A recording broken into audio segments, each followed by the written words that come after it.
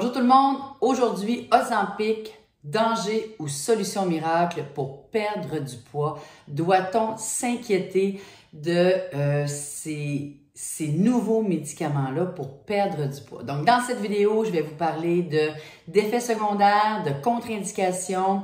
Je vais également vous faire le lien entre l'affaire Mediator, la Painkiller, la série que j'ai fini d'écouter avant-hier.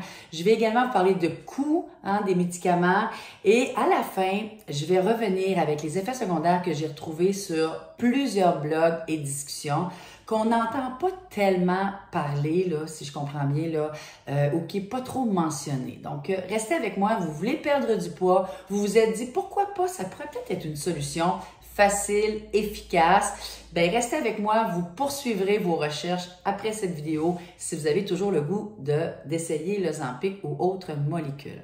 Donc, si vous ne me connaissez pas, je m'appelle Hélène Bélanger, je suis coach en perte de poids depuis 15 ans et j'ai fait cette chaîne-là pour parler aux femmes, donner des trucs, partager des trucs et astuces pour se sentir bien longtemps, se sentir belle et en santé encore très longtemps. Donc, cette chaîne-là, si c'est ce que vous souhaitez, elle est pour vous. Je vous invite, je vous demande de liker si vous appréciez son contenu et de vous abonner en actionnant la petite cloche. Donc, oui, l'Ozempic, danger ou solution miracle pour la perte de poids, très intéressant parce que 28% des Québécois sont en obésité.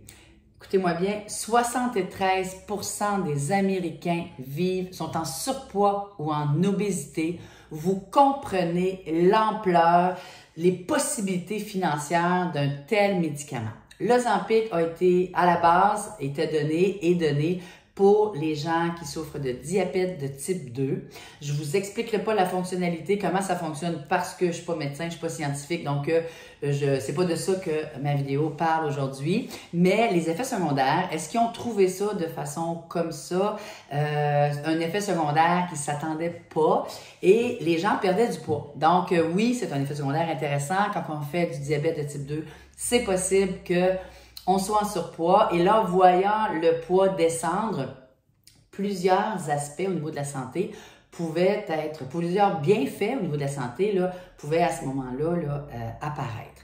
Mais, est-ce que c'est dangereux l'Ozempic? Est-ce qu'à long terme, on sait ce que ça va donner?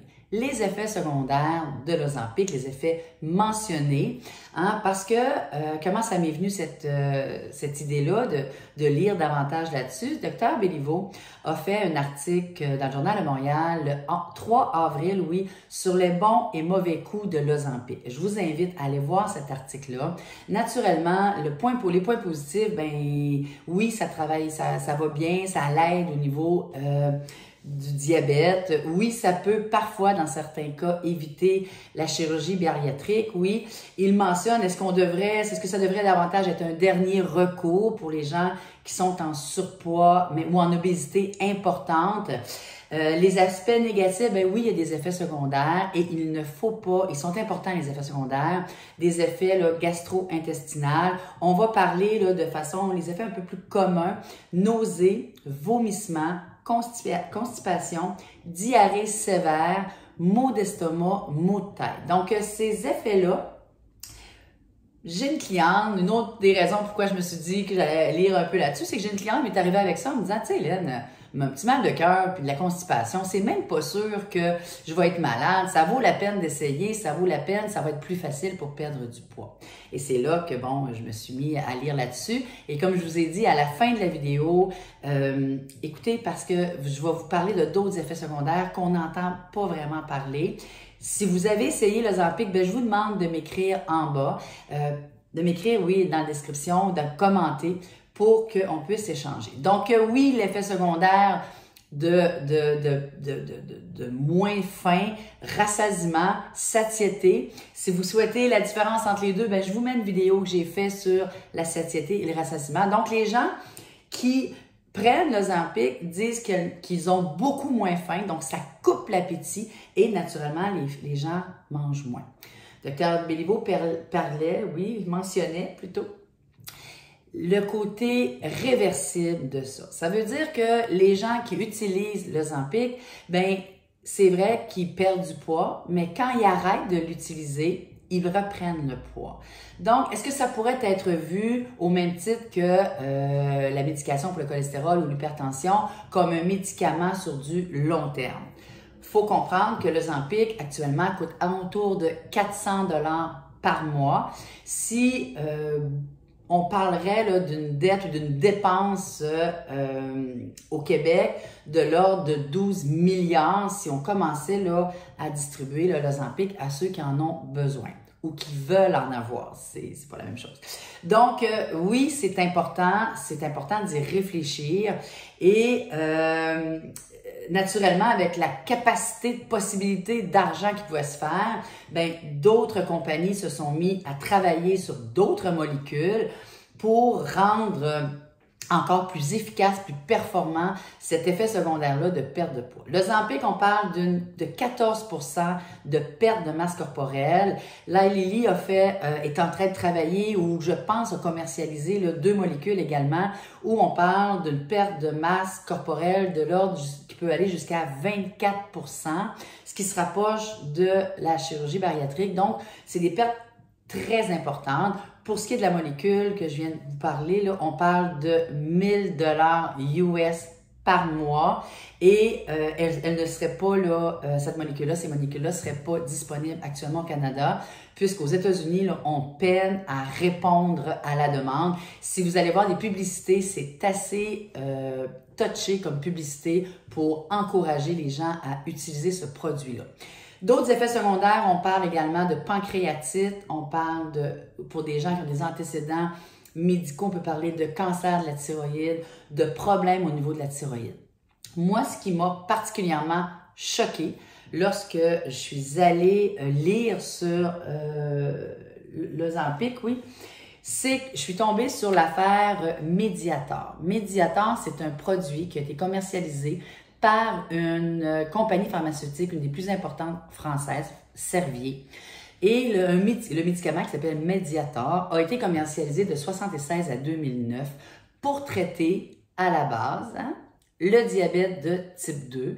On s'est rendu compte que ce médicament-là avait un effet coupe-faim incroyable. Donc, les gens mangeaient moins, donc les gens maigrissaient.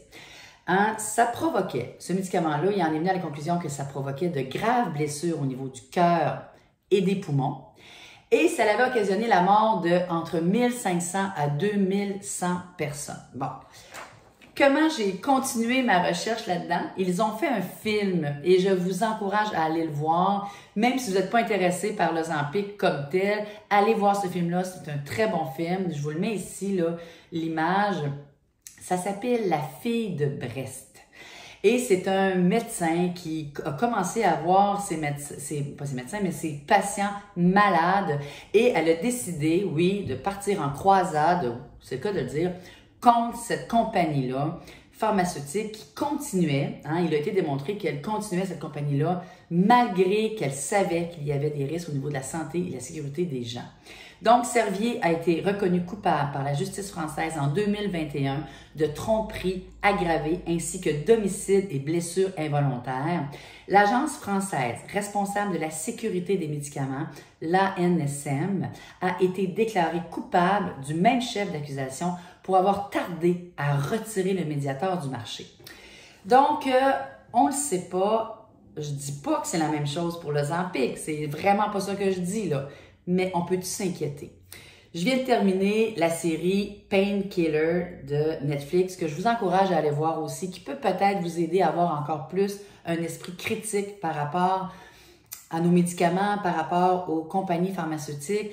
Lorsqu'on écoute cette série-là, ça n'a rien à voir encore avec l'Ozempic, mais ce que ça nous dit, par exemple, c'est que les compagnies pharmaceutiques ont du poids, le lobbying qui est fait derrière ça a du poids, et qu'il faut faire attention et ne pas se fermer les yeux lorsqu'on doit utiliser un médicament, encore plus si c'est un médicament nouveau où les études n'ont pas été finalisées, on va dire ça comme ça, et que les résultats sont encore embryonnaires. Et c'est ce qu'on a. Il y a une très grosse étude qui va sortir actuellement de 5000 patients, mais on a les résultats, mais ce sont encore des résultats là, préliminaires, on va dire ça comme ça.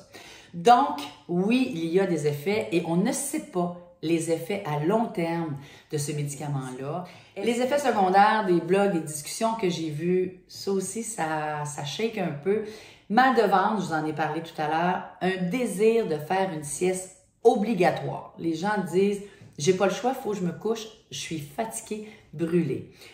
Effet de dégoût, hein? Donc la nourriture nous dégoûte, même les plats préférés. C'est quelque chose, hein? Beaucoup de flatulences, de rôles, difficultés au niveau digestif, diarrhée permanente, lassitude. Donc, une perte de goût, hein, de goût au niveau du goût comme tel, mais une perte de goût envers n'importe quoi également et une fatigue très importante.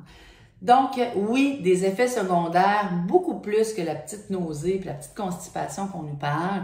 Je pense qu'il faut rester critique. Moi, je vous le dis, ça m'a shaké. La RAMQ ne reconnaît pas actuellement les prescriptions dans un but de perte de poids. Donc, les gens doivent payer eux-mêmes les frais occasionnés par ce médicament-là, mais je trouve quand même qu'il faut avoir un esprit critique et je vous invite vraiment à aller lire, lisez le plus possible, allez lire l'article du Dr Béliveau également. Donc, c'était ma réflexion, mon conseil peut-être, ou ma pensée par rapport à l'Ozempic. J'espère que vous avez apprécié. Si c'est le cas, je vous demande de liker et de vous abonner à ma chaîne. C'est toujours un plaisir de vous donner des conseils, de vous partager mes réflexions. Donc, je vous souhaite comme toujours une belle journée, mais surtout de prendre bien soin de vous. Au plaisir. Bye bye.